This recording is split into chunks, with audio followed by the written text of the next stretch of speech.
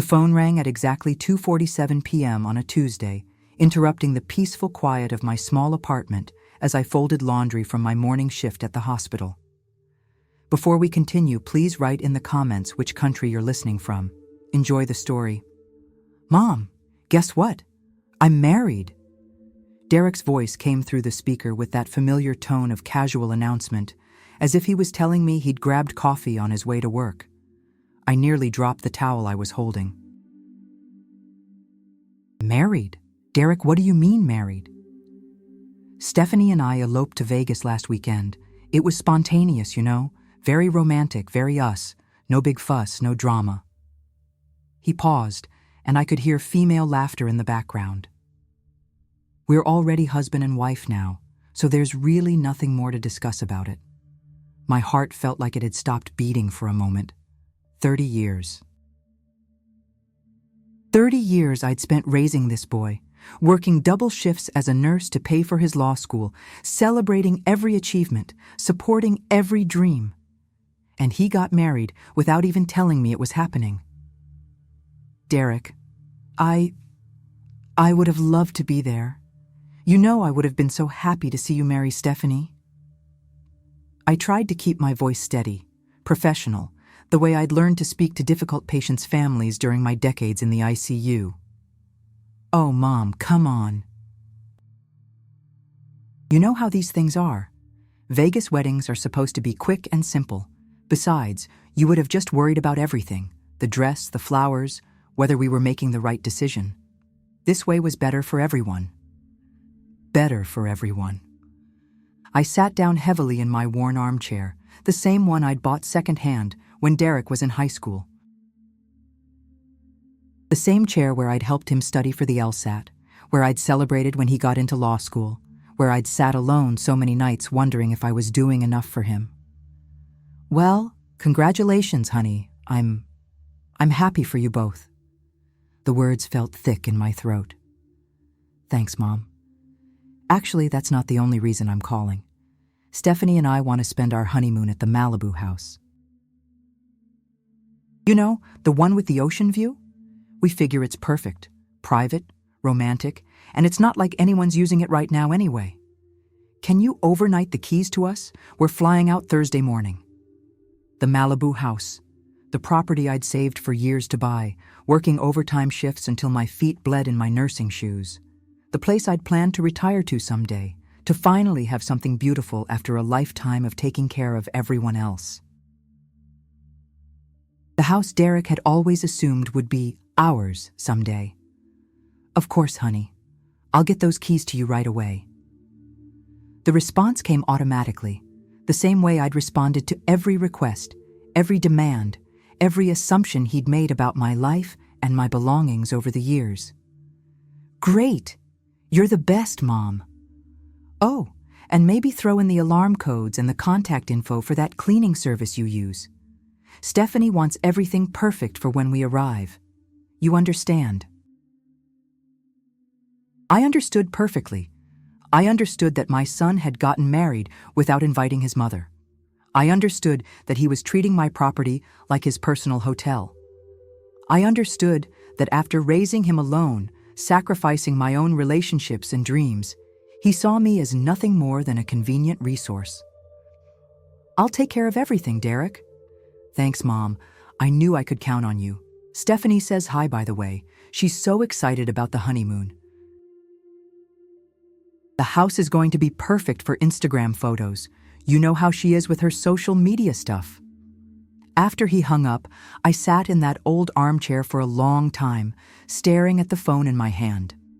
Outside my modest apartment, the afternoon sun was starting to fade, casting long shadows across the simple furniture I'd collected over the years. Everything in this place was practical, functional, chosen for durability rather than beauty. A nurse's apartment, a mother's apartment. Never quite the life I'd imagined for myself when I was young. But as I sat there, something shifted inside me. A tiny spark of something I hadn't felt in years. Maybe it was anger, maybe it was hurt, Or maybe it was just the sudden, crystal-clear realization that I had spent 30 years being taken for granted by the person I loved most in the world. I walked to my bedroom and opened the drawer where I kept important papers. Insurance documents, tax records, and underneath everything else, a thick folder I rarely looked at anymore. Property deeds, investment statements, legal documents that told a very different story about Margaret Thompson than the one my son believed. As I touched the edge of that folder, I found myself smiling for the first time since the phone had rung. "Of course, honey," I whispered to the empty room. "I'll take care of everything." That evening, as I prepared dinner for one in my small kitchen, memories flooded back like a tide I couldn't stop. 28 years ago, when Derek was just born, his father Richard had looked at our newborn son and said, "I'm not ready for this, Margaret. I need space to figure things out." Space turned into abandonment, and figuring things out became a new life in another state with a woman 10 years younger than me. I was 28 then, a young nurse with dreams of travel and adventure, suddenly alone with a baby and a mortgage. The divorce settlement was laughable. Richard kept the business he'd built with money from my nursing salary, and I kept the debt and the responsibility of raising our son. But I didn't complain. I worked. God, how I worked. Double shifts became my normal. While other mothers were attending PTA meetings, I was covering night shifts so I could be home during Derek's school hours. While other families took vacations, I was picking up overtime so Derek could have new clothes, tutoring sessions, and eventually college application fees. I remember the day Derek got accepted to law school. He was 22, handsome and confident, standing in our small living room with the acceptance letter in his hand. "Mom, I got in! Stanford Law! Can you believe it?" I could believe it. I'd worked 60-hour weeks for 4 years to make sure he could focus on his studies instead of working part-time jobs like his classmates. I'd eaten peanut butter sandwiches for dinner so he could have proper meals. I'd worn the same scrubs until they were threadbare so he could have interview clothes that made him look successful. "That's wonderful, honey. I'm so proud of you." "The tuition is pretty steep, though," he'd said, already assuming I would figure out how to pay for it. And I did. I took out loans against my retirement savings, picked up weekend shifts at 2 different hospitals, and lived on instant noodles and coffee for 3 years. During law school, Derek called me every Sunday, usually when he needed something. Money for books, money for bar review courses, money for the suit he needed for interviews. Never once did he ask how I was managing to pay for everything on a nurse's salary. Never once did he seem curious about how his single mother had somehow managed to afford his expensive education. That should have been my first clue about the man he was becoming. Then, 2 years ago, he met Stephanie Collins. She was everything Derek seemed to want in a woman. Young, beautiful, with an Instagram account full of expensive clothes and exotic vacations funded by her wealthy parents. When Derek brought her home for the first time, I'd prepared his favorite meal and cleaned my apartment until it sparkled. Stephanie had walked through my modest living room like she was touring a museum of poverty. She'd smiled politely, complimented my cozy space, and then spent most of dinner talking about the penthouse her parents had bought her in downtown LA. "Derek tells me you're a nurse," she'd said, the way someone might say, "Derek tells me you collect garbage." I was. I retired last year after 30 years in intensive care. That must have been challenging. All those sick people and long hours. I could never do something so demanding. I'm much more of a creative type. She gestured vaguely, as if creativity was something that just floated in the air around her. After dinner, I'd overheard them talking on the balcony. Stephanie's voice carried through the thin walls. "Your mom's sweet, babe, but don't you think it's time she upgraded her lifestyle a little? I mean, she raised a successful lawyer. Shouldn't she be living somewhere nicer by now?" Derek's response had cut through me like a surgical knife. You know how she is, Steph. Some people are just comfortable with simple lives. She's always been the practical type, more focused on saving money than spending it. Besides, she seems happy enough. Happy enough. As if my modest apartment was a choice, rather than the result of spending every spare dollar on his future. As if my simple furniture was a preference rather than what I could afford after putting him through law school. But it was Stephanie's laugh that really stung. Well, at least she's not one of those mothers who expects to be supported by their kids. Can you imagine? That would be so embarrassing. The irony was breathtaking. Here was a woman who lived off her parents' money, judging me for the life I'd built through my own hard work. And my son, the son I'd sacrificed everything for, was nodding along with her assessment. Over the following months, Derek's attitude toward me shifted. It was subtle at first, less frequent phone calls, shorter visits, a certain impatience when I asked about his life or offered advice. Stephanie's influence was obvious in the way he started referring to my apartment as small and my retirement as early, as if I'd chosen to stop working rather than having my body give out after 3 decades of 12-hour shifts. He started treating my properties, the Malibu house I'd bought as an investment, the small rental property I'd inherited from my aunt, as family assets rather than my personal investments. "When are we going to open up the beach house for the summer?" he'd ask, as if it belonged to all of us rather than being the result of my careful financial planning and sacrifice. Last Christmas, Stephanie had made a comment that should have been my wake-up call. We were sitting around my small dining table, and she was scrolling through her phone, showing us pictures from her friend's wedding. "Look at this venue, Derek. Isn't it gorgeous? This is exactly what I want when we get married. Oceanfront, elegant, maybe 200 guests. Your mom could probably help with some of the planning, right? She seems good at organizing things on a budget." Derek had looked at me expectantly, and I'd heard myself saying, "Of course, dear. I'd love to help however I can." But even then, even as I offered to help plan a wedding I apparently wouldn't be invited to, I saw something in Stephanie's eyes that made me uncomfortable. It wasn't gratitude or affection. It was calculation. Now, sitting in my kitchen with Derek's wedding announcement still ringing in my ears, I finally understood what I'd been seeing in her expression for months. She hadn't been looking at me as a future mother-in-law. She'd been appraising me like an asset, figuring out what I could provide to make her life with Derek more comfortable. And Derek, my son, the boy I'd raised to be honorable and kind, had been right there beside her, making the same calculations. The disrespect had been building for months, but I'd been too blind to see it clearly. Or maybe I'd been too afraid to acknowledge what my son was becoming. It started with small comments that seemed almost innocent. Last spring, Derek had brought Stephanie to my apartment for dinner, and she'd spent most of the evening taking photos of her food for Instagram. When I'd mentioned that I was thinking about finally taking that European trip I'd been saving for since retirement, Derek had actually laughed. "Mom, come on, you're not really the European vacation type. You'd be more comfortable staying local, maybe visiting some national parks or something. Besides, all that international travel is pretty expensive for someone on a fixed income." Fixed income. As if my retirement savings were barely enough to cover basic expenses, when in reality, I'd been more financially secure than he realized.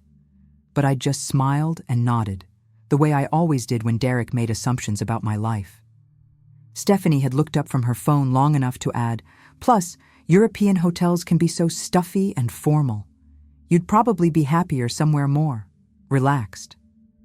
The pause before relaxed had been loaded with meaning. Somewhere more suitable for someone of my class, my education, my simple life. A few weeks later, Derek had called asking if he could use the Malibu house for a weekend with some law firm partners. "It would really help with my career, Mom. These guys have the connections I need to make partners someday. And you know how impressive that house is. It'll show them I come from success. Come from success. The irony was staggering. The house he wanted to use to impress his colleagues had been bought with money I'd earned working night shifts while he slept safely in his dorm room. But somehow, in his mind, it had become evidence of his family's status rather than his mother's sacrifice. "Of course, honey. I'll arrange everything." "Thanks, Mom. Oh, and maybe don't mention to anyone that you bought the place, okay? These guys might get the wrong impression about family dynamics. It's better if they just think it's been in the family for a while. Don't mention that I bought it. Don't let his colleagues know that their impressive weekend was courtesy of his mother's hard work. I was supposed to be invisible, a quiet facilitator of his success rather than the source of it." The weekend after his colleague's visit, Stephanie had posted dozens of photos from the Malibu house on her Instagram, tagging the location and describing it as Derek's family beach house. Not our beach house, not Margaret's beach house, Derek's. As if I'd somehow ceased to exist in the narrative of my own property. But the real turning point had come 3 months ago, during what I now realized was a carefully orchestrated conversation. Derek and Stephanie had come over for dinner, and somehow the discussion had turned to my living situation. "Mom, don't you think it's time you considered downsizing?" Derek had asked, cutting into the pot roast I'd spent all afternoon preparing. "This apartment is pretty small, and you're not getting any younger. There are some nice senior communities not far from here. Very affordable, great social activities." Senior communities. He was suggesting I move to a retirement home at 58, while he was 28 and living in a luxury apartment I'd helped him afford. Stephanie had nodded enthusiastically. "Derek's right, Margaret, and think about how much easier it would be if you didn't have to worry about maintaining multiple properties. The Malibu house especially, all that upkeep and property taxes. It might make more sense to transfer ownership to Derek, let him handle all those responsibilities." Transfer ownership. The words had hung in the air like a challenge. They weren't suggesting I sell the property and keep the money for my retirement. They were suggesting I simply hand over the deed to my son, free of charge, for my own convenience. "I appreciate your concern," I'd said carefully, "but I'm quite happy with my current arrangements." Derek had exchanged a look with Stephanie, the kind of look that said his mother was being difficult. "Mom, we're just trying to help. Stephanie knows about these things. Her parents have made some really smart financial moves over the years. You don't want to be house poor in retirement." House poor. My son, the lawyer, thought I was struggling to maintain properties I couldn't afford. He had no idea that I owned them outright, no mortgages, no debt. He saw my modest lifestyle and assumed it reflected financial necessity rather than financial wisdom. "Maybe we should look at your finances together sometime," Stephanie had suggested with fake concern. "I could help you set up a budget, figure out what you can really afford." "Derek says you've always been generous with money, but sometimes that can get people into trouble." Too generous with money. She was describing my 30 years of supporting Derek's dreams as a character flaw, a dangerous tendency that needed to be managed. The woman who'd never worked a day in her life was offering to teach me about budgeting. The final insult had come at the end of that dinner. As they were leaving, Stephanie had hugged me and whispered, "You know, Margaret, you should really think about dating again. Derek's grown up now, and you've spent so many years focused on being a mother. Maybe it's time to find someone who can take care of you for a change. Someone who can take care of me." As if I'd been some helpless creature all these years, struggling to survive without a man to manage my life. As if raising Derek successfully while building a solid financial foundation was evidence of my need for rescue rather than proof of my capability. But the worst part was Derek's reaction. He'd nodded along with Stephanie's suggestion, adding, "She's right, Mom.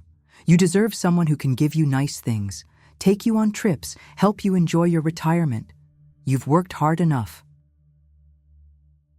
They were both standing in my apartment, surrounded by furniture I'd paid for with money I'd earned, discussing my life as if I were a charity case in need of their guidance and intervention.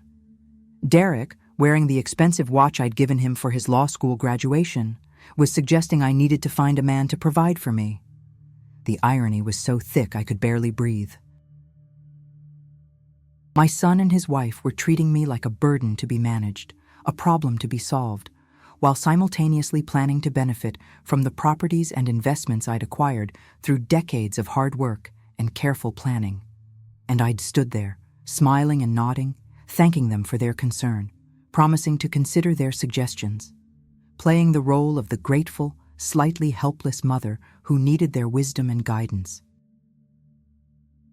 That night, after they left, I'd sat in my kitchen drinking tea and staring at the stack of mail on my counter. Property tax bills, investment statements, insurance renewals, all the paperwork that came with managing a portfolio Derek didn't even know existed. For the first time, I'd allowed myself to feel the full weight of what had been happening. My son didn't just take me for granted. He actively looked down on me, saw me as someone who needed to be managed and controlled for my own good. And his wife was encouraging him to see me as an obstacle to their comfort rather than the source of it. That Tuesday afternoon phone call wasn't just an announcement about Derek's marriage. It was the moment everything I'd been refusing to see came crashing down around me like a house of cards. "Mom, guess what? I'm married." The words had hit me like a physical blow. Not because I disapproved of Stephanie, though I had my concerns. Not even because they'd eloped, though I would have loved to see my only child get married. No, what broke something inside me was the casual, almost dismissive way he delivered the news, as if my presence at the most important day of his life was so irrelevant that it hadn't even occurred to him to include me. Vegas weddings are supposed to be quick and simple. Besides, you would have just worried about everything. I would have worried. Of course I would have worried. That's what mothers do. But I also would have been overjoyed. I would have helped Stephanie pick out a dress, would have thrown them an engagement party, would have cried happy tears watching my son promise to love and honor the woman he'd chosen. I would have been present for the milestone I'd been dreaming about since the day Derek was born. Instead, I'd learned about it after the fact, like a distant acquaintance getting updates on someone else's life through social media. But it was the second part of that phone call that truly shattered whatever illusions I'd been clinging to about our relationship. Actually, that's not the only reason I'm calling. Stephanie and I want to spend our honeymoon at the Malibu house. Not, would it be possible to use the house? Not, could we impose on your generosity? Not even, would you mind if we honeymooned there? No.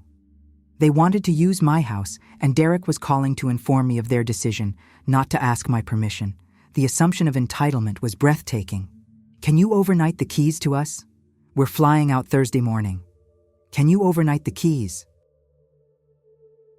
Like I was a concierge service, rather than the woman who'd bought and paid for every square foot of that property. Like the house was a family asset he had every right to access rather than my personal investment. Purchased with money I'd earned working 60-hour weeks while he was still a teenager. Great. You're the best, Mom. Oh, and maybe throw in the alarm codes and the contact info for that cleaning service you use. Stephanie wants everything perfect for when we arrive. Stephanie wants everything perfect, not, "We'd be grateful for any help you could provide," not, "We know we're asking a lot." Just a casual assumption that I would, of course, arrange every detail to ensure their honeymoon was flawless, that I would pay for cleaning services to prepare my own house for their convenience. And then the final knife twist. The house is going to be perfect for Instagram photos. You know how she is with her social media stuff. Perfect for Instagram photos. My sanctuary, the place I'd dreamed of retiring to, the reward I'd promised myself for 30 years of backbreaking work. It was going to be a backdrop for Stephanie's social media performance. My private retreat would be turned into content for her followers, tagged and shared, and reduced to a pretty setting for her to pose in. After Derek hung up, I'd sat in my chair for what felt like hours, but when I finally looked at the clock, only 20 minutes had passed. 20 minutes for my entire relationship with my son to reveal itself as something completely different from what I'd believed it to be. I'd raised Derek to be respectful, grateful, considerate of others. I'd taught him to say please and thank you, to think about how his actions affected other people, to treat everyone with dignity regardless of their station in life. Somehow, despite all my efforts, he'd grown into a man who felt entitled to his mother's possessions and dismissive of her feelings. The phone rang again around 5 o'clock. Derek's name appeared on the screen, and for a moment, my heart leaped. Maybe he'd realized how hurtful his earlier call had been. Maybe he was calling to apologize, to invite me to meet them before they left for their honeymoon, to acknowledge that excluding me from their wedding had been a mistake. Hey, Mom. Quick question about the house. Does the Wi-Fi password still work? Stephanie wants to make sure she can upload content while we're there. Also, is there a good grocery store nearby? We don't want to waste time shopping around. Not an apology.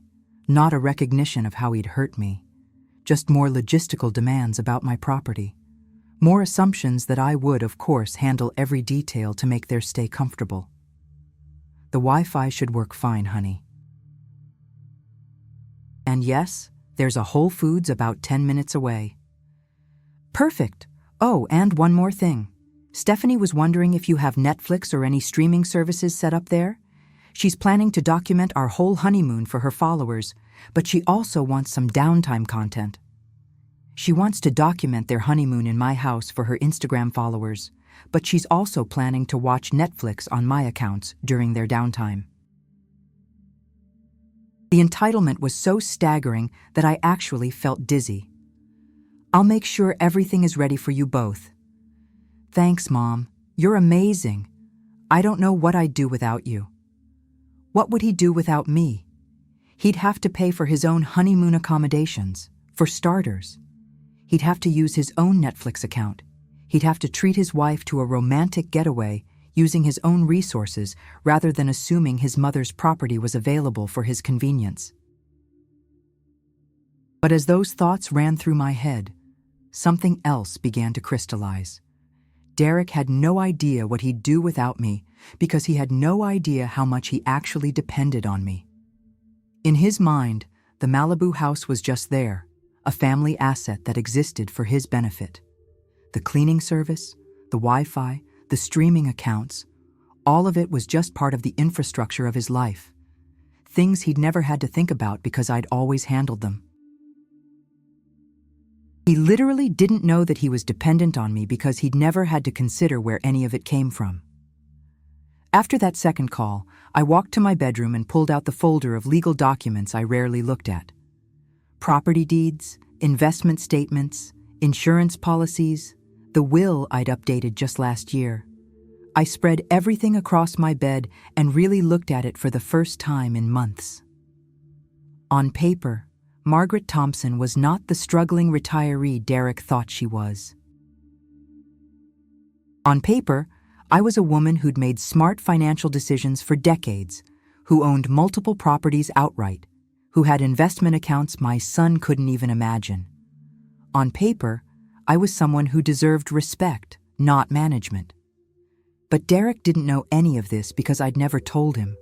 I'd let him see my modest apartment, my practical clothes, my careful spending habits, and assume that meant I was barely getting by. I'd been so focused on not wanting to seem like I was bragging about my success that I'd allowed my own son to see me as someone who needed his guidance and oversight. The irony was devastating. I'd been so careful not to burden Derek with knowledge of my financial success that he'd grown up thinking I was financially vulnerable.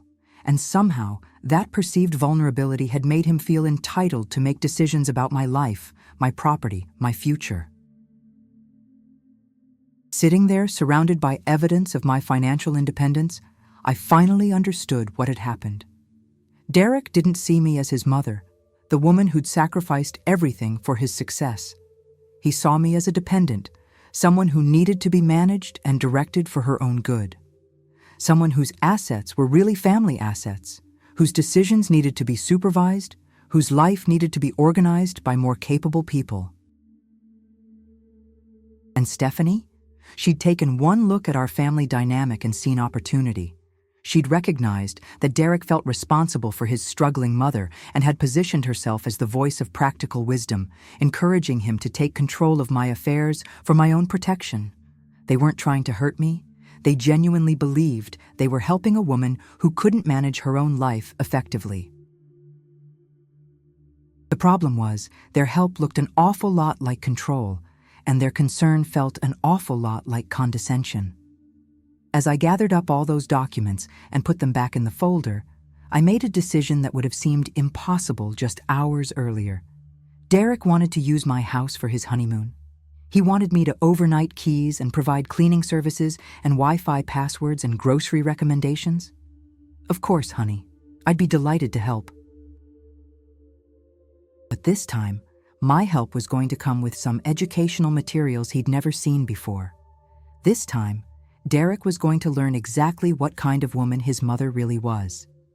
And Stephanie was going to discover that her calculations about family assets had been based on some very faulty assumptions. That evening, I spread every important document I owned across my kitchen table. 28 years of careful financial planning stared back at me in black and white, and for the first time in months, I allowed myself to really see what I'd accomplished. The Malibu house Derek wanted for his honeymoon? Purchased outright in 2019 with money I'd saved over 15 years, no mortgage, no debt. The property taxes alone were more than most people's monthly rent, but I paid them from investment income without touching my principal. The rental property on Elm Street that I'd inherited from Aunt Dorothy? I'd renovated it completely with money from my nursing overtime, turning a rundown duplex into a property that generated enough monthly income to cover all my living expenses.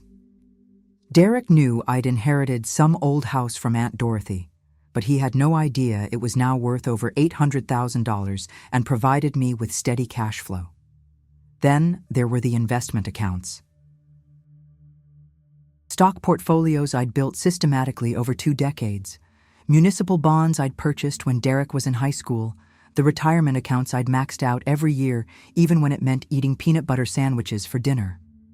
Numbers that would have shocked my son, who thought I was living paycheck to paycheck on a nurse's pension. But the most important document was the one I'd been avoiding looking at, my will. I'd updated it just last year, and now I read it with fresh eyes.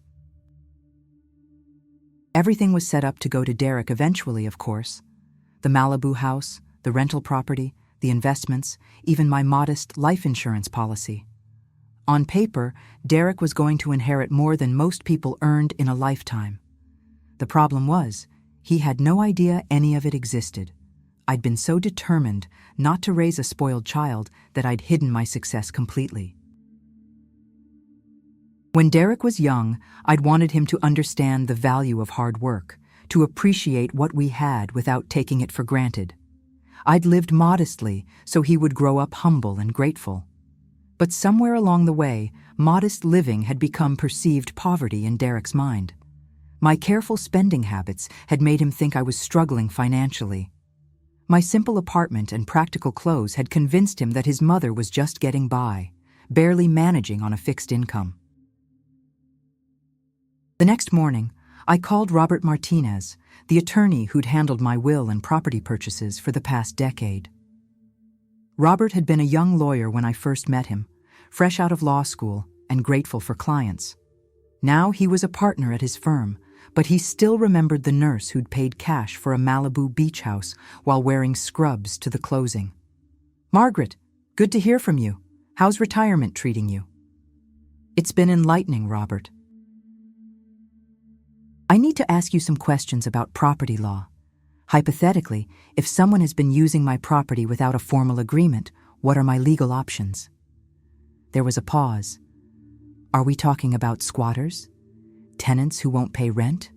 What kind of situation? Family members who assume they have unlimited access to properties I own, making demands, treating my assets like their personal resources. Robert's voice became more serious. Family situations can be tricky legally, but property ownership is property ownership. If your name is on the deed, you have absolute right to control who uses the property and under what terms. Are we talking about your son? We might be. Margaret, Derek's a lawyer. He should understand property rights better than most people. That's what makes this situation so interesting, Robert. I don't think Derek actually knows I own these properties outright. I think he believes they're somehow family assets that he has inherited rights to. Another pause, longer this time. How is that possible? He's seen the paperwork, surely. No, he hasn't. I've handled everything privately. Derek has no idea about my investment portfolio, my real estate holdings, or my actual net worth. He thinks I'm a retired nurse living modestly on a pension. Jesus, Margaret, you mean he doesn't know you're... Robert caught himself. That I'm what, Robert? Well, let's just say you're not exactly the struggling retiree he thinks you are. Margaret, you could buy and sell most of the lawyers at Derek's firm. Why doesn't he know this? The question hit me like a slap. Why didn't my son know I was successful? Why had I worked so hard to hide my achievements from the person I loved most in the world? I wanted him to be humble. I wanted him to appreciate what he had without feeling entitled to wealth he hadn't earned. And instead, he feels entitled to wealth he thinks doesn't exist? Robert's observation was uncomfortably accurate. Derek assumed he could use my properties because he didn't realize they represented significant financial assets. He treated my Malibu house like a family vacation home because he had no idea I'd paid $1.2 million cash for it. Robert, if I wanted to formalize the arrangement with my properties, make it clear that use requires permission and perhaps compensation, how would I do that? You mean, like rental agreements? With your own son? I mean like legal documents that establish clear boundaries and expectations. Derek's a lawyer. He should appreciate proper documentation. I could hear Robert smile through the phone. Margaret, you never cease to amaze me. Yes, we can absolutely draw up formal agreements. Usage contracts, rental agreements, whatever level of formality you want. When do you want to get started? Today, if possible. My son is planning to use the Malibu house this weekend, and I'd like to make sure we have everything properly documented. After I hung up with Robert, I sat at my kitchen table feeling something I hadn't experienced in years: excitement. For the first time since Derek's wedding announcement, I felt like I had some control over the situation. My phone buzzed with a text from Derek. Mom, can you also check that the hot tub at the house is working? Stephanie is really excited about romantic evenings on the deck. Romantic evenings in the hot tub I'd paid for, on the deck I'd had built with money I'd saved while working night shifts. I typed back, "Of course, honey, I'll make sure everything is perfect for you both." But this time, perfect was going to include some surprises Derek wasn't expecting. I spent the afternoon going through old photo albums, looking for pictures of myself at work over the years. There I was in 1995, exhausted but smiling after a 16-hour shift during a flu outbreak. Another photo from 2001, accepting an award for excellence in patient care. A newspaper clipping from 2007 when I'd been quoted in an article about healthcare worker shortages. In every photo, I looked tired but determined. I looked like someone who was working towards something, building something, creating security and stability through sheer force of will. I looked like someone who deserved respect, not management. I'd been so busy being humble that I'd made myself invisible. So focused on not seeming proud of my success that I'd hidden it completely. My son didn't dismiss my achievements because he was callous. He dismissed them because he didn't know they existed. But that was about to change. I called Robert back that afternoon. I've been thinking about our conversation. I want to do more than just formalize property usage. I want to have a comprehensive family meeting about finances. It's time Derek understood his mother's real situation. Are you sure you're ready for that conversation? It's going to change everything between you two. I looked around my modest apartment, thinking about all the assumptions Derek had made based on what he could see. The worn furniture, the practical decorations, the simple lifestyle that I'd maintained even after I could afford luxury. Robert, my son, got married without inviting me and then called to demand access to my property like I was a hotel concierge. I think it's time he learned who his mother really is. In that case, Margaret, let's give him an education he'll never forget. The next morning, I arrived at Robert Martinez's law office carrying a briefcase I hadn't used in years. Inside were decades of financial documents, property records, and investment statements that told the real story of Margaret Thompson's life. Robert's office had changed since I'd first met him 10 years ago. Back then, he'd worked out of a cramped space above a coffee shop, grateful for any client who walked through the door. Now his office occupied half a floor in a downtown high-rise, with floor-to-ceiling windows overlooking the city. "Margaret, you look like a woman on a mission," Robert said, gesturing for me to sit at his conference table. "I suppose I am. I've been thinking about our conversation yesterday, and I realize Derek's assumptions about my finances aren't just insulting, they're dangerous. What happens if something happens to me and he has no idea what he's inheriting? What happens if he makes decisions about my care based on thinking I'm broke?" Robert nodded thoughtfully. "Those are valid concerns. Let's start by looking at exactly what we're dealing with." I opened my briefcase and began spreading documents across the polished table. Property deeds, investment account statements, insurance policies, tax returns going back 5 years. The paperwork of a life carefully planned and successfully executed. Robert whistled low as he reviewed the Malibu property deed. "Margaret, you bought this place for $1. $2 million cash? When Derek thinks you're living paycheck to paycheck?" "He helped me move in initially. I told him I'd gotten a good deal on a rental. He has no idea I own it outright." "And this rental property?" Robert picked up the Elm Street deed. "Derek knows I inherited an old house from my aunt. He doesn't know I spent $200,000 renovating it, or that it generates $4,800 monthly in rental income. He thinks it's just some rundown place I'm stuck maintaining." Robert was quiet for a long time, reviewing investment statements that showed portfolio values Derek couldn't imagine. "Margaret, your son thinks you're financially vulnerable, but you're actually, well, you're quite wealthy." "I'm comfortable. I worked hard and made smart decisions." "You're more than comfortable.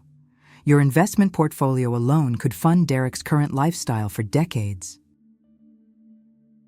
And he wants to use your Malibu house for his honeymoon while lecturing you about downsizing?" The irony wasn't lost on either of us.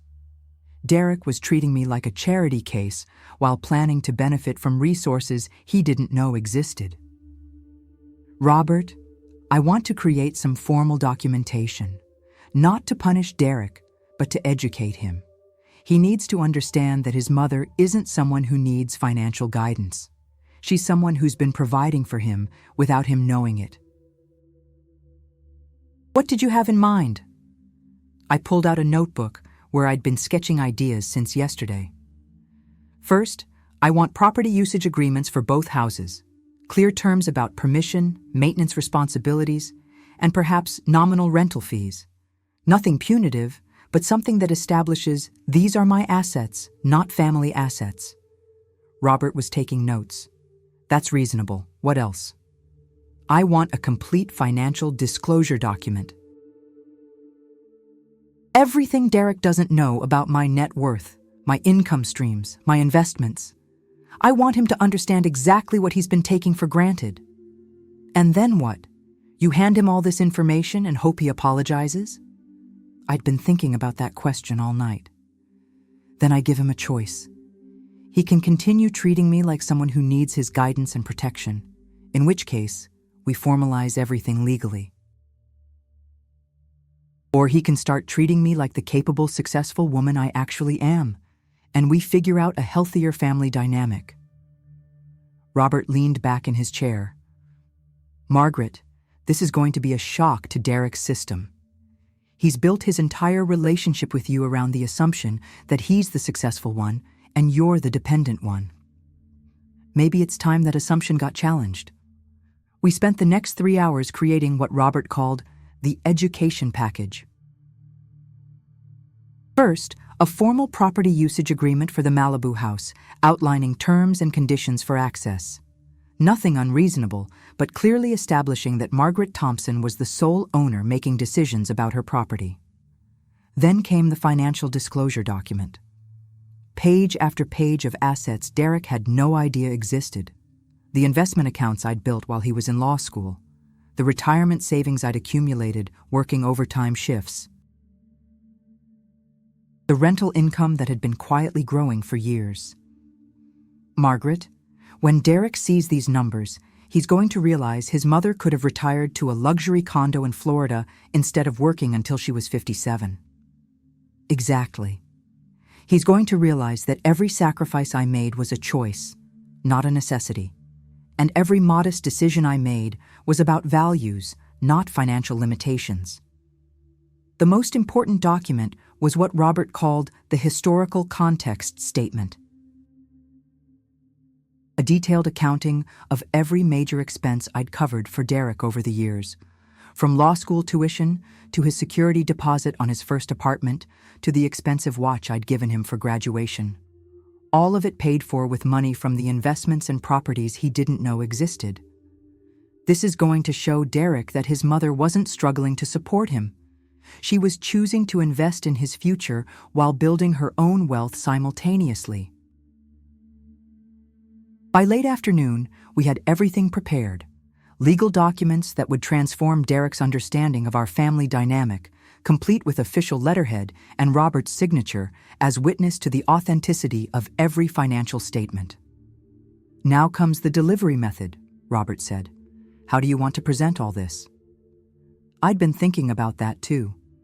Derek had asked for keys to my house, cleaning service information, alarm codes, and Wi-Fi passwords.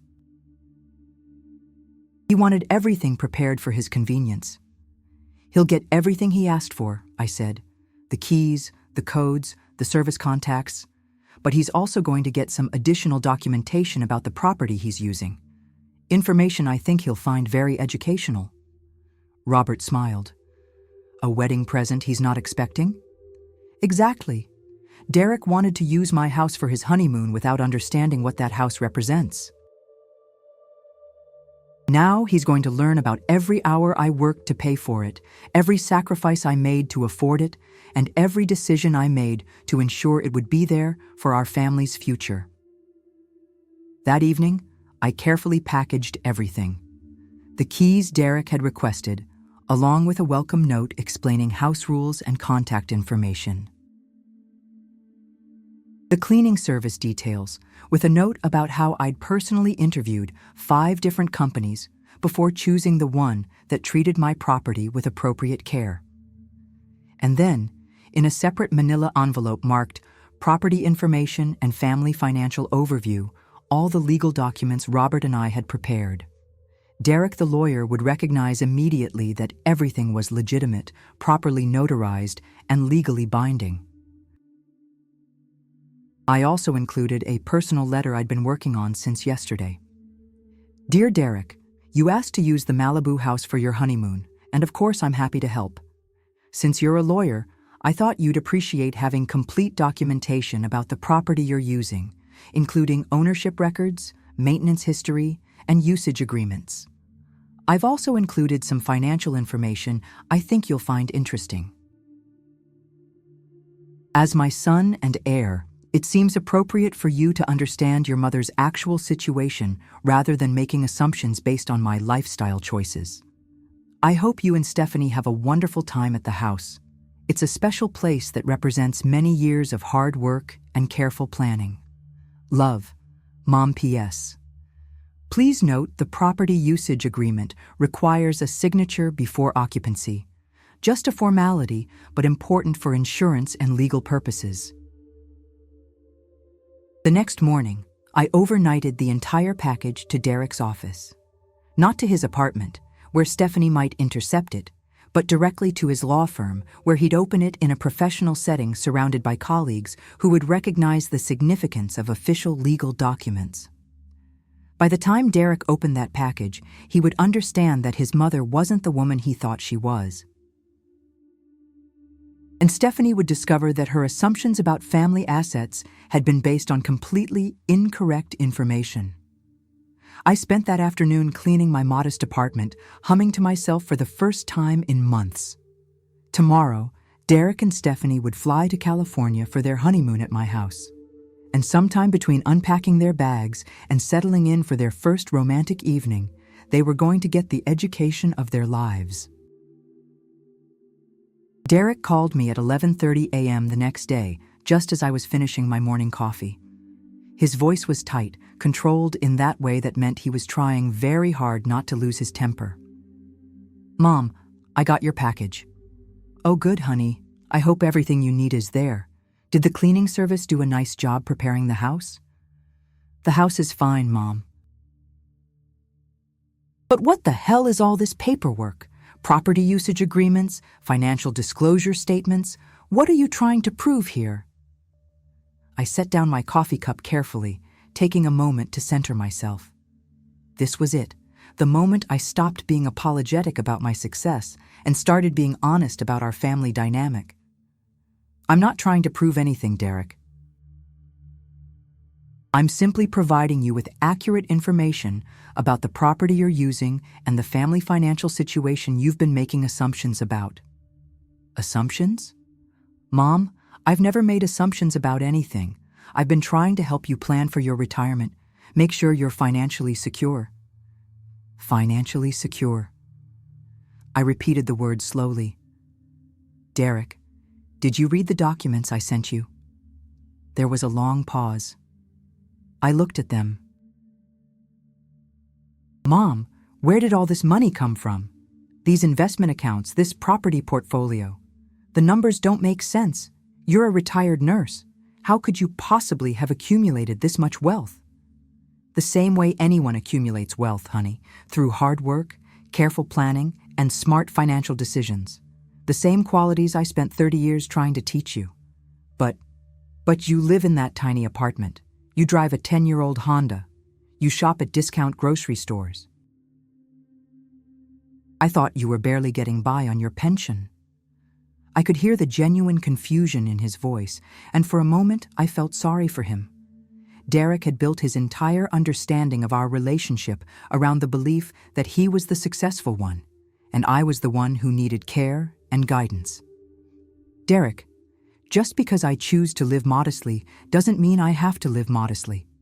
There's a difference between being careful with money and not having money. You're telling me that all these years, when I've been worried about your finances, when Stephanie and I have been talking about helping you downsize, when we suggested you might want to transfer some properties to avoid maintenance costs, you've been wealthy this entire time?" "I've been financially independent this entire time, yes. And I've been listening to my son and his wife discuss my life as if I were a charity case who needed their management and oversight." Another long pause. I could practically hear Derek's mind working, recalculating every conversation we'd had about money, every suggestion he'd made about my lifestyle, every assumption he'd made about my capabilities. "Mom, why didn't you tell me? Why let me think you were struggling?" "When exactly did I say I was struggling, Derek? When did I ask you for financial help or complain about not being able to afford something? I think you might find, if you really think about it, that you made assumptions based on appearances rather than asking questions about reality. But the way you live, the way you dress, your apartment, the way I choose to live." "Derek, I worked 60-hour weeks for decades while raising you. I learned the value of every dollar and the importance of distinguishing between wants and needs. Just because I can afford luxury doesn't mean I need to display it. I could hear Stephanie's voice in the background, asking questions I couldn't quite make out. Derek covered the phone for a moment, and when he came back, his tone had changed. He sounded less confused and more defensive. Mom, if you've had this money all along, why did you let me pay for things? Why did you let me worry about your retirement? Derek, when exactly have you paid for things for me? I'm genuinely curious. Well, Stephanie and I have been planning to help you with expenses when you needed it. We've been discussing how to manage your care as you get older. Planning to help, discussing management. Derek, you've been making plans for my life based on assumptions about my capabilities, but you've never actually helped me with anything because I've never needed help. The silence stretched long enough that I wondered if the call had dropped. Finally, Derek spoke again, and his voice was strained. So the Malibu house, the property on Elm Street, all those investment accounts, you bought all of that while putting me through law school? I did. While working as a nurse and living in a small apartment and driving used cars? Yes. Mom, that's incredible. Why didn't you ever tell me how successful you were? There it was, the question I'd been dreading and anticipating in equal measure. Why had I hidden my success from my own son? Why had I allowed him to see me as less capable than I actually was? Derek, I wanted you to learn the value of hard work and humility. I wanted you to appreciate what you had without taking it for granted. I thought if you knew I was wealthy, you might not develop your own work ethic or sense of responsibility. So you let me think you were poor instead. I let you make assumptions instead of asking questions. There's a difference. Another pause, and then Derek's voice became sharper. Mom, this property usage agreement you want me to sign, it says I have to pay rental fees to use the Malibu house. You want me to pay rent to stay at my own family's house? And there it was. Even after learning about my financial situation, Derek still thought of my property as family property, rather than mother's property. Derek, it's not your family's house. It's my house. I bought it, I own it, I pay the taxes and maintenance. The fact that I'm your mother doesn't give you ownership rights to my assets. But I'm your son. I always assumed these properties would be mine someday. They will be, Derek. When I die, everything I own will go to you. But I'm not dead yet, and I'm not ready to give up control of my life and my assets to my son and his wife. I could hear Stephanie's voice again, more agitated this time. Derek covered the phone again, and when he returned, he sounded frustrated. Mom, Stephanie thinks there might be some misunderstanding here. She's wondering if maybe you've been getting bad financial advice or if someone's been taking advantage of you. The condescension was breathtaking. Even confronted with legal documents proving my financial competence, Stephanie was suggesting I might be the victim of elder abuse or financial manipulation. Derek, I want you to read the property usage agreement carefully. It's very simple. If you want to use my house, you follow my rules and sign the document acknowledging that you understand this is my property, not yours. If that's too complicated or offensive for you, there are many lovely hotels in Malibu.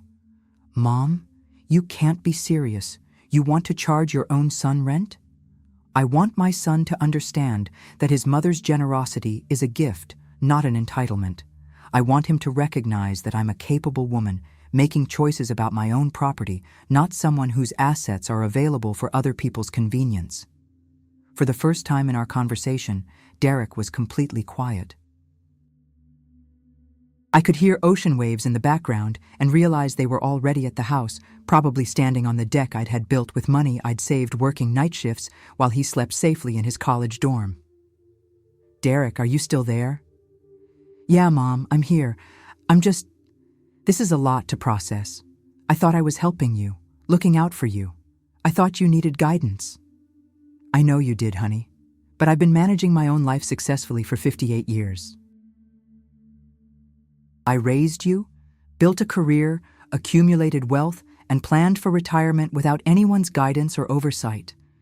Maybe it's time you started seeing me as someone who can take care of herself.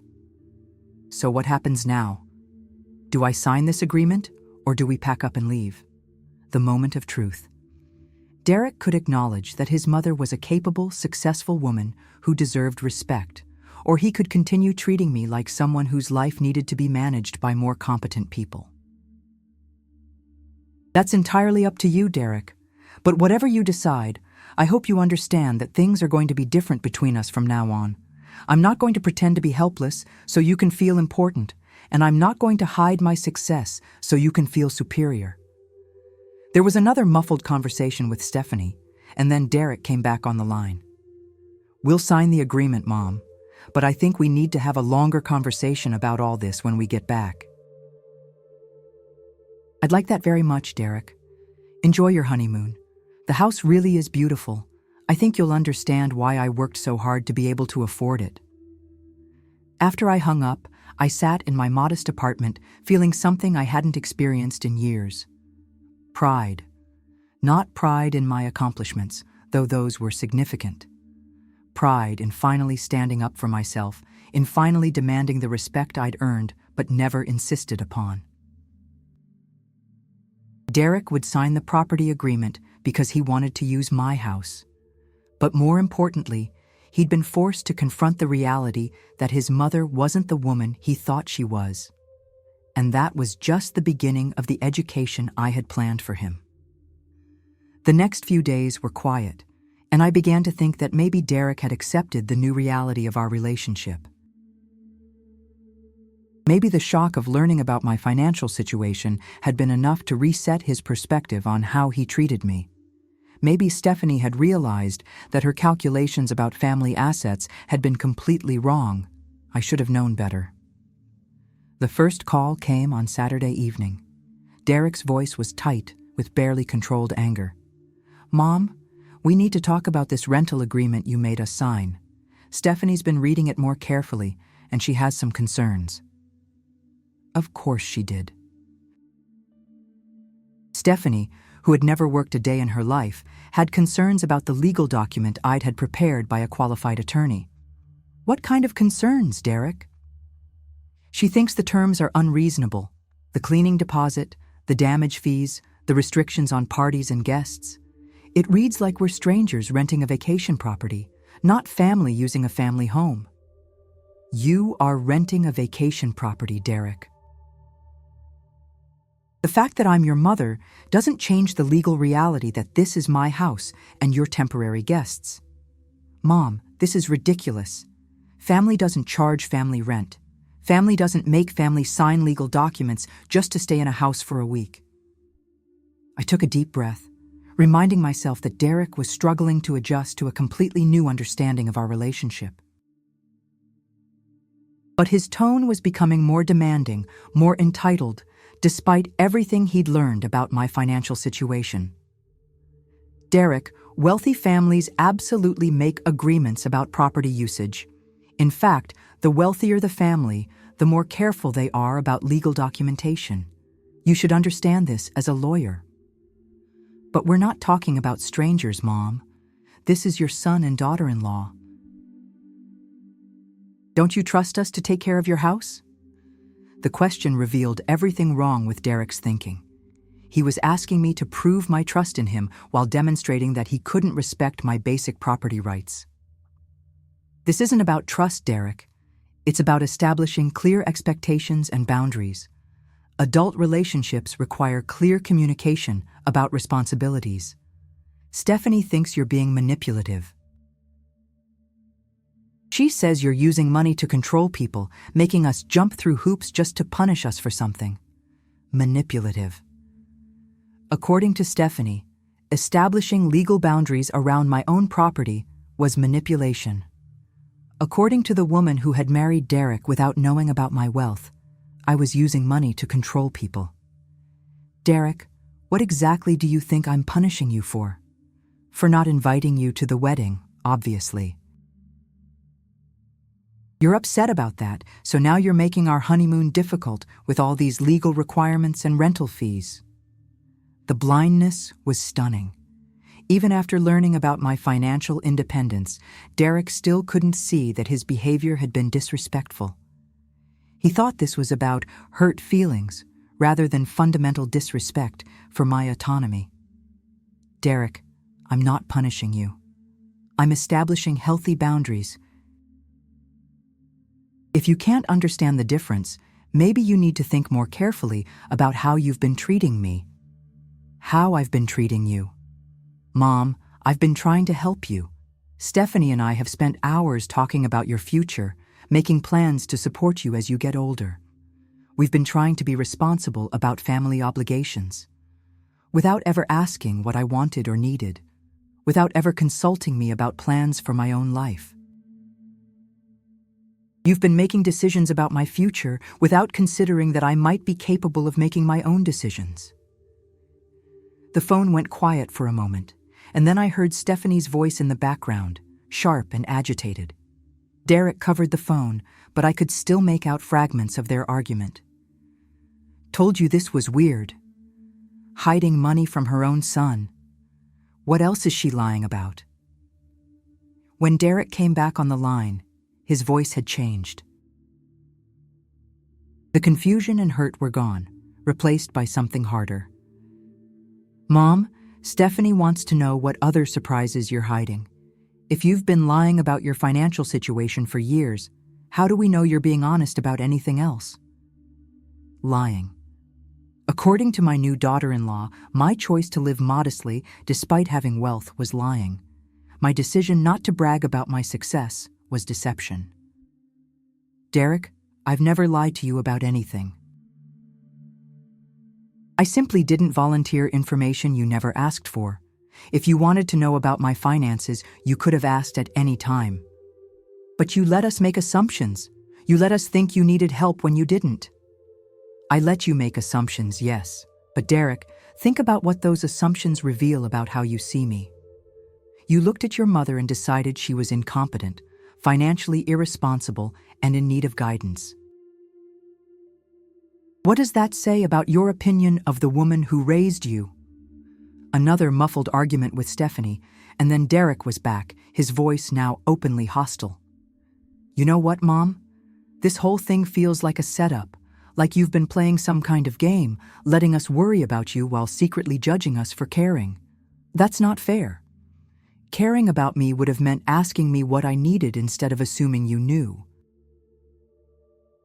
Caring about me would have meant including me in your wedding instead of treating it like an inconvenience. Caring about me would have meant asking permission to use my house instead of demanding access like it was your right. We didn't demand anything. We asked to use the family beach house for our honeymoon. You demanded keys to my house, Derek. You didn't ask if it was available. You didn't offer to pay expenses. You didn't even thank me for the use of a property worth over $1 million. You called me like I was a hotel concierge. The silence stretched long enough that I thought he might have hung up. When Derek finally spoke again, his voice was cold. Stephanie thinks we should just leave. Pack up and go to a real hotel where we don't have to deal with contracts and rental fees and legal documents just to sleep in a bed. That's certainly your choice, Derek. But if you leave, you won't be welcome back without an invitation and proper arrangements. My house isn't a family resource that you can access whenever convenient. It's my private property, and future use will require advance permission and proper documentation. You're really going to treat your own son like a stranger? I'm going to treat my adult son like an adult who respects his mother's autonomy and property rights. If that feels like being treated like a stranger, maybe you should think about why that is. Another heated conversation with Stephanie, and then Derek was back, his voice shaking with anger. Fine, Mom. We'll stay and follow your rules and sign your papers. But when we get back, we're going to have a serious conversation about what's happening to our family. Stephanie thinks you might need to talk to someone professional about these control issues. Professional help. My daughter-in-law thought I needed therapy because I'd established legal boundaries around my own property. Derek, I'll be happy to have that conversation when you return, but I suggest you think carefully about what you want to say. Because after this week, I have some things I want to discuss with both of you as well. After I hung up, I sat in my kitchen feeling a mixture of sadness and determination. Derek was angry because his assumptions about our family dynamic had been challenged. Stephanie was angry because her calculations about marrying into wealth had been based on completely wrong information. But underneath their anger, I sensed something else. Fear. Fear that if I was capable of hiding my wealth for years, I might be capable of other things they hadn't considered. Fear that the woman they thought they could manage and control was actually someone entirely different. They were right to be afraid, because I was just getting started. The phone rang again an hour later. This time it was a text from Stephanie's phone. "Margaret, we need to discuss your behavior. This control over Derek is unhealthy for your relationship. Call me when you're ready to be reasonable." I stared at the text for a long time. My daughter-in-law was now bypassing Derek entirely, contacting me directly to lecture me about my unhealthy control over my own son. The woman who had encouraged Derek to see me as incompetent was now positioning herself as the voice of reason in our family. I typed back, "Stephanie, any concerns about my relationship with Derek should be discussed with Derek present. I don't engage in private conversations about my son behind his back." Her response came immediately. "Derek is too emotional about this. Someone needs to help him see what's really happening here. What's really happening here is that you've both learned your assumptions about me were completely wrong. How you handle that information will determine what our relationship looks like going forward. Margaret, I'm trying to help. Family dynamics like this can be very damaging if they're not addressed properly." I almost laughed. Stephanie, who had been married to Derek for less than a week, was lecturing me about family dynamics.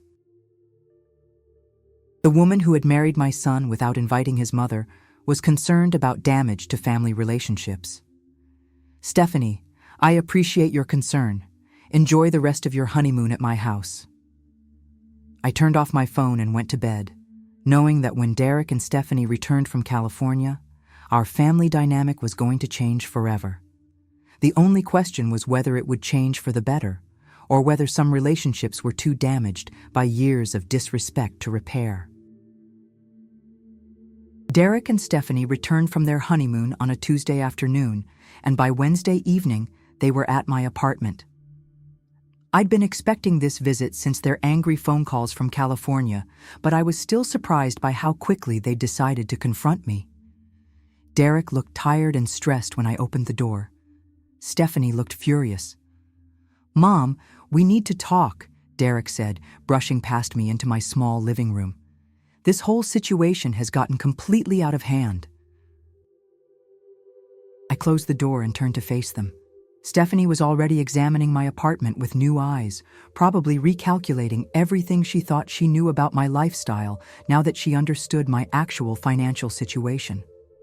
"I'm listening," I said, settling into my familiar armchair. Derek sat on my couch, but Stephanie remained standing, her arms crossed. She was clearly planning to take the lead in this conversation. "Margaret, Derek and I have been talking, and we think you're making some very serious mistakes," Stephanie began. "This whole controlling behavior with the house, the legal documents, the rental agreements, it's not healthy. What exactly do you think is unhealthy about establishing clear boundaries around my own property?" "It's not about the property," Stephanie said, her voice taking on a lecturing tone. "It's about using money as a weapon against family. It's about punishing people for not reading your mind about your secret wealth." Secret wealth. As if my choice not to discuss my private finances with my son's girlfriend had been some kind of deception designed to hurt them. "Stephanie, I didn't have secret wealth. I had private finances that I didn't discuss because no one asked about them. There's a difference." Derek leaned forward, looking genuinely confused. "But Mom, why didn't you tell me? All these years I thought you were struggling. I thought you needed help." "Derek, when did I ever ask for help? When did I ever complain about money or suggest I was struggling financially? You didn't have to ask. I could see how you were living. The small apartment, the old car, shopping for bargains. What was I supposed to think?" "You were supposed to think that your mother made careful financial choices and lived within her means. You weren't supposed to think that meant she was incompetent or in need of your management." Stephanie stepped closer, her voice becoming sharper. "That's exactly what we're talking about, Margaret. You're twisting everything to make us look bad when we were just trying to be responsible family members. Responsible family members ask before making plans for other people's lives. Responsible family members don't assume ownership of property that doesn't belong to them." "We never assumed ownership," Derek protested. "We just thought, I always figured the family properties would eventually—" He stopped mid-sentence, realizing what he was about to admit, that he'd been treating my assets like his inheritance while I was still alive. "You figured what, Derek? That you were entitled to use my property because you expected to inherit it someday?" Stephanie jumped in before Derek could answer. "This is exactly the problem, Margaret. You're making Derek feel guilty for caring about his family's future. Children have a right to understand their family's financial situation. Children do have that right, Stephanie. Adult children can ask questions about family finances, and parents can choose how much to share. But adult children don't have the right to make assumptions and then act on those assumptions without permission." "But we're family," Derek said, his voice rising. "Family doesn't treat family like tenants and business partners. Derek, wealthy families absolutely treat property and money carefully, even within the family, especially within the family. The fact that you don't understand this shows how much you still have to learn about financial responsibility." Stephanie's face was getting red. "So now you're lecturing Derek about financial responsibility? Derek, who went to law school and has a successful career? Derek, who's been worried about taking care of his aging mother? Derek, who got married without inviting his mother and then called demanding access to her property like she was a hotel service? Derek, who made plans for his mother's life without consulting her? Derek, who treated his mother's generosity like an entitlement rather than a gift?" The room went completely silent. Derek stared at me with a mixture of hurt and anger, while Stephanie looked like she was preparing for battle. "That's what this is really about, isn't it?" Stephanie said finally. "You're punishing us for the wedding. You're upset that Derek didn't center his special day around your feelings." "Stephanie, Derek didn't just fail to center his wedding around my feelings. He didn't include me at all. He got married without telling his mother it was happening, then called afterwards to inform me like he was reporting on the weather." Derek looked uncomfortable.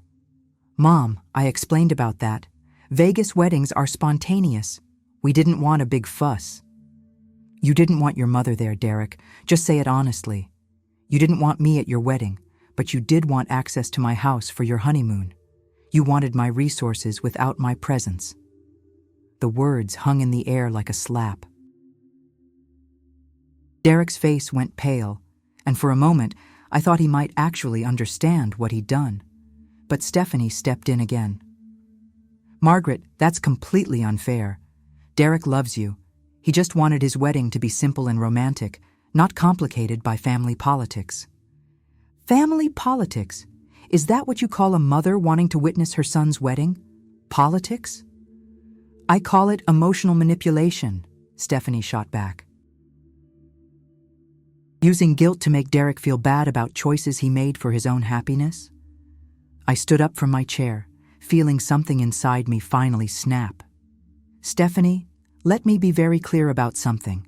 Derek is my son, and I love him unconditionally. But you are a stranger who married into this family without bothering to get to know me, and you don't get to lecture me about my relationship with my own child." "Stranger?" Stephanie's voice was shrill now. I'm Derek's wife. I'm your daughter-in-law. You're a woman who encouraged my son to see me as incompetent and in need of management. You're someone who made assumptions about my life and my finances and then acted on those assumptions without asking questions.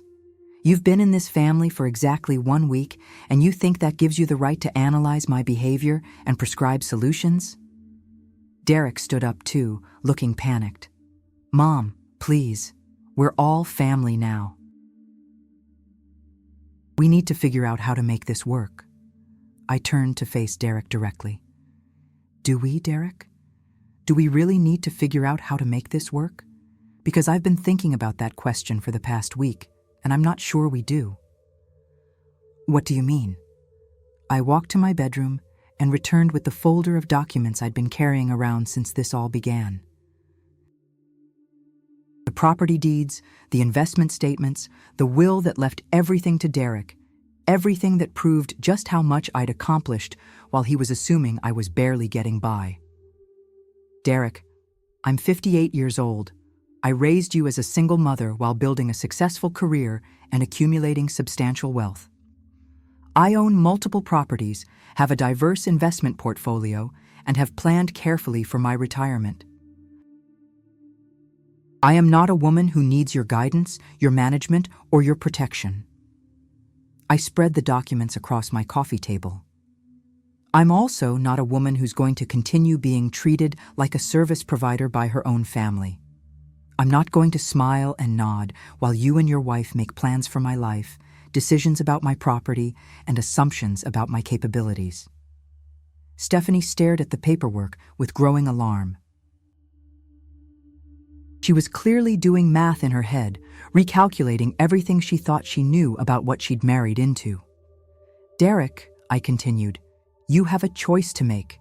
You can start treating me like the capable, successful woman I actually am, with respect for my autonomy and appreciation for my generosity, or you can continue treating me like someone who needs your oversight and management. And if I choose the second option? Derek asked quietly. Then we formalize everything legally.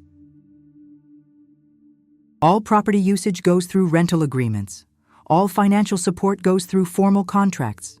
All family interactions follow legal protocols designed to protect my interests and establish clear boundaries.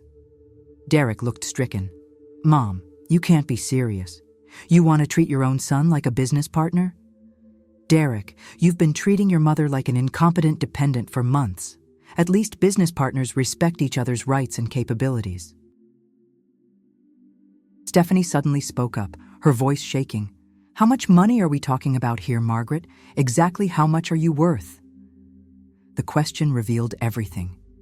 Even now, even in the middle of a family crisis about respect and boundaries, Stephanie was focused on the numbers. She wasn't concerned about healing relationships or understanding perspectives. She was calculating her potential inheritance. Stephanie, that's exactly the wrong question. The amount doesn't matter. What matters is that Derek and I figure out whether we can have a relationship based on mutual respect or whether we need legal contracts to protect us from each other. Derek slumped back onto the couch, looking defeated. I never meant to disrespect you, Mom. I really thought I was helping. I know you did, honey. But the road to hell is paved with good intentions. You can't help someone without understanding what they actually need. And you can't understand what they need without asking them. So what happens now? Derek asked. I looked at my son, really looked at him, for the first time in months. Underneath the entitlement and the assumptions, I could still see the boy I'd raised, the young man I'd sacrificed so much for. But I could also see the man he'd become. Someone who made decisions about other people's lives without consulting them. Someone who confused caring with controlling. Now, Derek, you decide whether you want a mother or a business partner, because I'm done being treated like something in between. The silence in my small apartment was deafening. Outside, evening traffic hummed past, and somewhere in the building, a neighbor was cooking dinner that smelled like home. Normal life continuing while my family dynamic crumbled and rebuilt itself in real time. Finally, Derek looked up at me with tears in his eyes. "Mom, I want my mother. I don't know how to do this differently." For the first time in this whole mess, I saw genuine vulnerability instead of defensive anger. My son was admitting that he didn't know how to have an adult relationship with his mother, how to love me without trying to control me. "Then we're going to learn together, Derek. But it starts with you understanding that I don't need you to take care of me. I need you to respect me." Stephanie opened her mouth to say something, but Derek held up his hand. "Steph, please, let me talk to my mom." It was the first time since this conversation began that Derek had prioritized our relationship over Stephanie's opinion. And for the first time in weeks, I felt a flicker of hope that maybe, just maybe, we could figure out how to be family again. 6 months later, I was sitting on the deck of my Malibu house, watching the sunset paint the Pacific Ocean in shades of gold and crimson. The same deck where Derek and Stephanie had spent their honeymoon. But everything about our family dynamic had changed since then. Derek called me every Sunday now, not when he needed something, but just to talk. Our conversations had become genuine exchanges. He told me about his work challenges, his hopes for the future, his struggles to balance his marriage with his relationship with me. And I told him about my retirement plans, my travel dreams, the investment opportunities I was considering. "Mom, I've been thinking about what you said about wealthy families managing money carefully," Derek had said during our call last week. "I want to learn how you built your portfolio. Not so I can manage it for you, but so I can understand how you became so successful." It was a small thing, but it represented everything that had changed between us. Derek was asking to learn from me instead of assuming he needed to teach me. The transformation hadn't been immediate or easy. For the first few weeks after our confrontation, Derek and Stephanie had barely spoken to me. I'd wondered if I'd pushed too hard, demanded too much, lost my son in the process of trying to save our relationship. But then Derek had called one evening, alone. "Mom, I need to apologize. Not just for the wedding thing, but for everything. For making assumptions about your life, for treating your generosity like an entitlement. For letting Stephanie and me make plans for your future without asking what you wanted. Derek, I appreciate that. But words are easy. What matters is whether things actually change. They will change. I'm going to make sure they change. But I need you to be patient with me while I figure out how to be a better son." The patience had been worth it. Derek began asking permission before making plans that involved me or my property. He started consulting me about decisions that affected our family dynamic. Most importantly, he began treating me like a capable adult rather than someone who needed his protection. Stephanie had been a different story. She'd struggled much more with the new reality of our family situation. The woman who had married Derek thinking she was getting access to modest family resources had discovered she'd married into substantial wealth she had no control over. "Your mother doesn't trust me," she'd complained to Derek during one of their arguments I'd overheard. "She's keeping me out of family financial decisions." "Stephanie, they're not family financial decisions.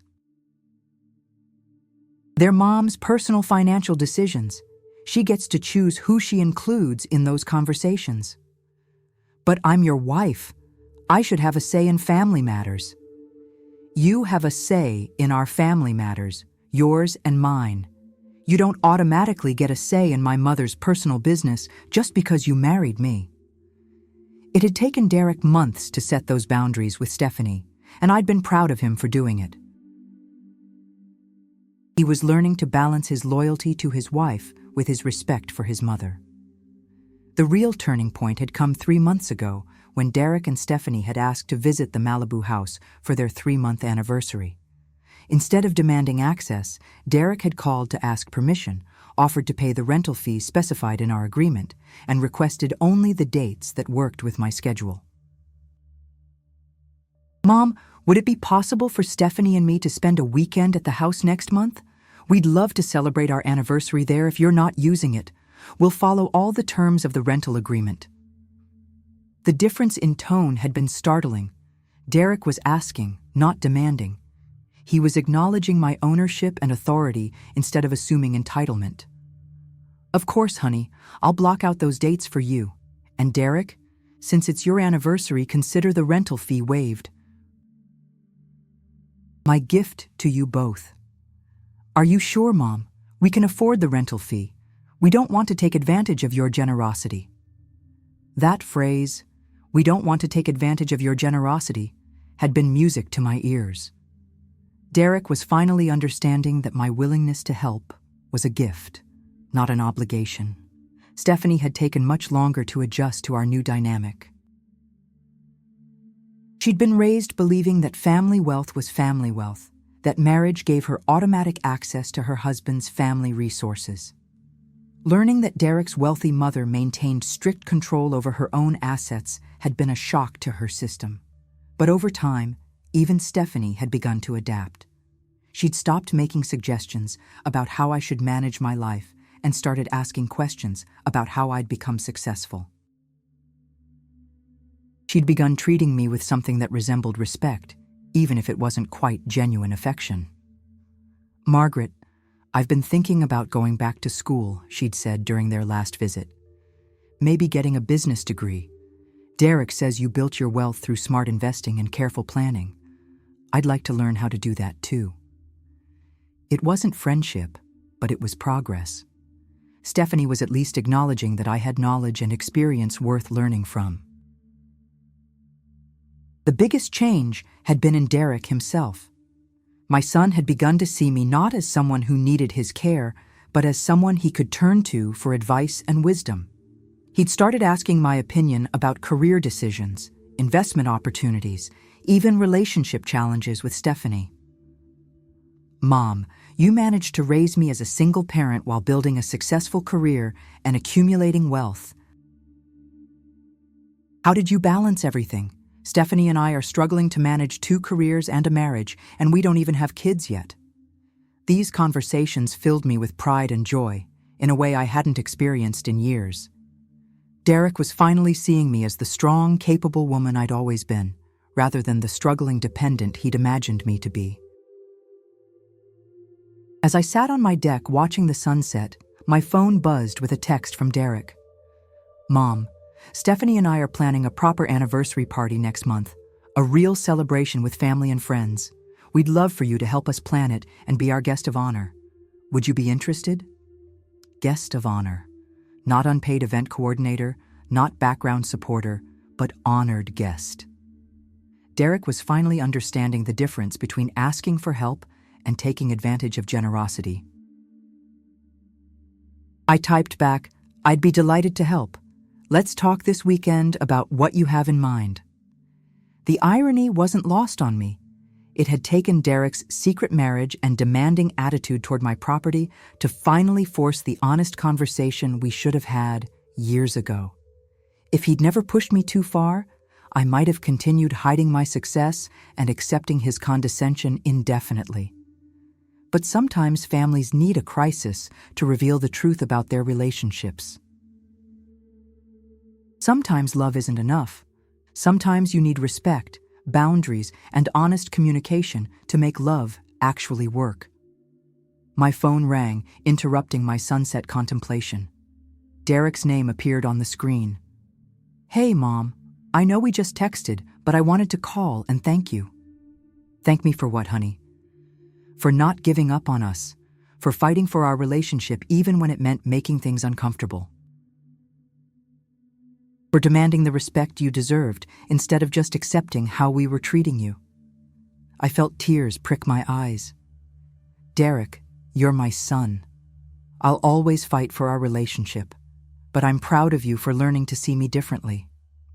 I'm proud of you too, Mom, for being strong enough to stand up to your own family when we needed it, and for being successful enough to have options about how you wanted to be treated." After we hung up, I sat on my deck until the stars came out, thinking about the journey our family had taken over the past 6 months. It hadn't been easy, and there were still challenges ahead. Stephanie and I would probably never be close friends, but we'd found a way to respect each other.